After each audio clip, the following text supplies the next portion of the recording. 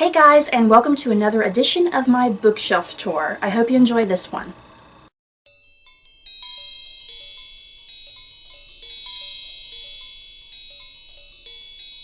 To start off this bookshelf tour, I have a collection of Star Wars books that I'm going to share.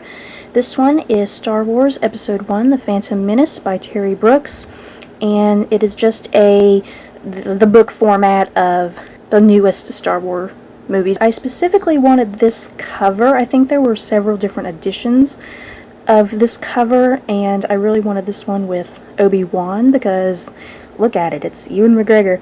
And on the back is Quigon. Star Wars Rogue Planet by Greg Bear. This takes place 3 years after The Phantom Menace.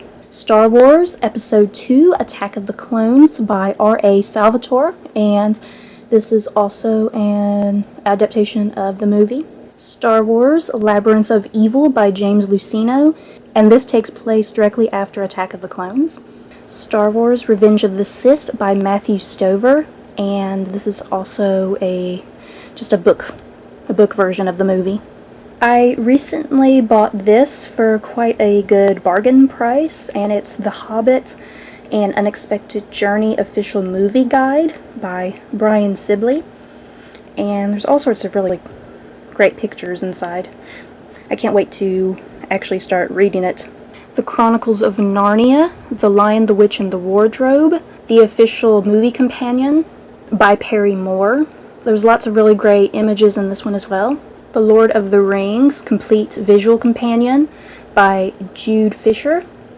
Out of all the movie companions I have, I think this Lord of the Rings is my favorite by far. It's all three movies combined. Just so many great pictures inside. The Art of Sleepy Hollow, and this is basically a movie companion.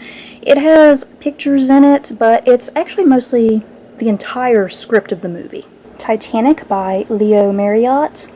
I actually have not read this book. As much as I love anything dealing with Titanic, I haven't read this, but I think it's just a detailed account of the sinking of the Titanic, and it has lots of pictures in it. The next books that I'm going to share is a series of books by Lauren Willig from the Pink Carnation series. The first book is called The Secret History of the Pink Carnation. Book 2 is called The Mask of the Black Tulip. Book 3 is The Deception of the Emerald Ring. Book 4, The Seduction of the Crimson Rose. Book 5, The Temptation of the Night Jasmine.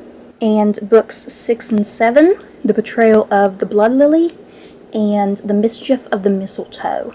And at the moment, I think there's currently 10 books out. I'm not sure. I'm not sure if there's 9 or 10 or maybe even 11, or if the 11th is coming out soon. But anyway, the Pink Carnation books are, I guess you could call them romance books in a way. They're historical romance. They take place in both the modern times, but they largely take place in historic Napoleonic England. But I really love these series of books. They're really hilarious. It just has a really great sense of humor to them. And of course, the romance is a big part of the books, and I really love the romance aspects. The Complete Mouse by Art Spiegelman. And this is a graphic novel where the author, Art Spiegelman, is telling the story of his father during World War II.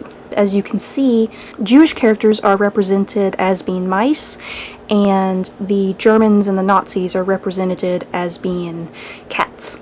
This is seriously one of my favorite graphic novels. I was just so surprised how much I enjoyed it, and it was interesting to see World War II presented in such a different format compared to it just being a book with words in it. Bridge to Terabithia by Catherine Patterson. This is just a kid's story about these two kids who are just trying to get away from their life, and they create this fictional land called Terabithia. And it's so good and just really sad too. I'll tell you this, I saw the movie before reading the book, and the movie put me to tears. The Misadventures of Edgar and Allan Poe, The Telltale Start by Gordon McAlpine. and this is the first in a series, and it's about these two twin boys who are descendants of Edgar Allan Poe. The book is much like a series of unfortunate events by Lemony Snicket, if I had to compare it to anything. Hold My Hand and Run by Margaret McAllister.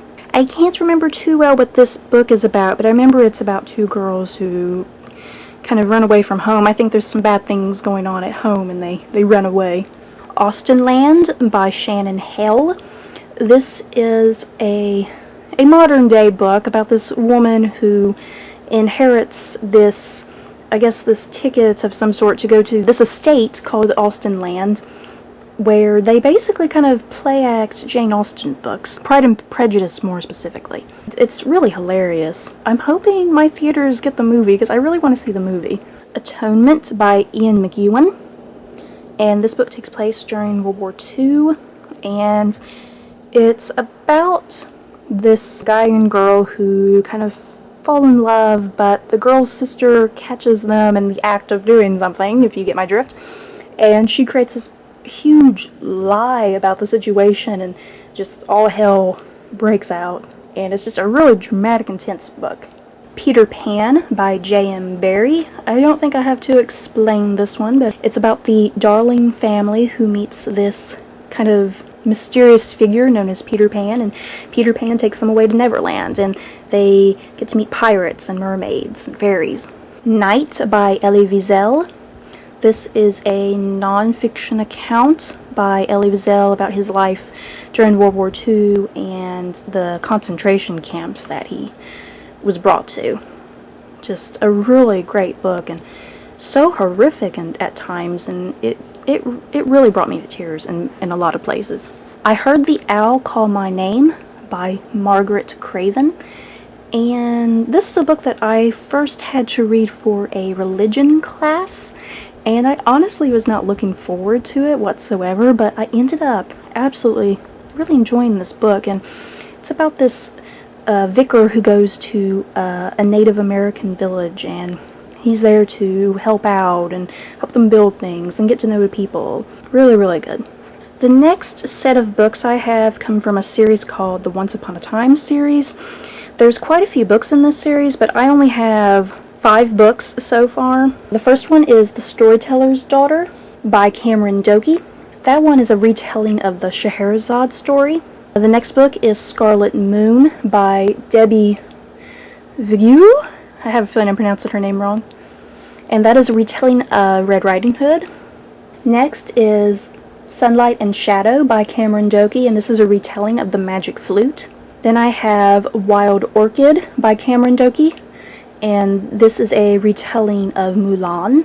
And then last I have Spirited by Nancy Holder, which is a retelling of Beauty and the Beast, which is done in a most interesting way. But yeah, these books aren't like the greatest things in the world. They're very short and just kind of simple, easy reads. But if you like fairy tale retellings, you'll probably enjoy these. Next, I have I Am Morgan Le Faye by Nancy Springer. And this is a retelling of Arthurian legend just told through Morgan Le Faye's point of view. These next 3 books are books that I read in elementary school that I really enjoyed, and I most recently happened to find some copies in a used bookstore. The first one is Wait Till Helen Comes by Mary Downing Hahn, and it's a ghost story about these kids who come across this vengeful ghost. The next one is Daphne's Book, also by Mary Downing Hahn, and this is about these 2 girls who team up together for this writing competition. And it's largely a book about acceptance and not judging outward appearances. And then I also have The Doll in the Garden, also by Mary Downing Hahn, and this is just about a little girl who finds this doll in this abandoned garden, and there's this whole big mystery to it. So that's it for this bookshelf tour. I hope you guys enjoyed. Don't forget to like, comment, and subscribe, and I'll see you all next time. Bye!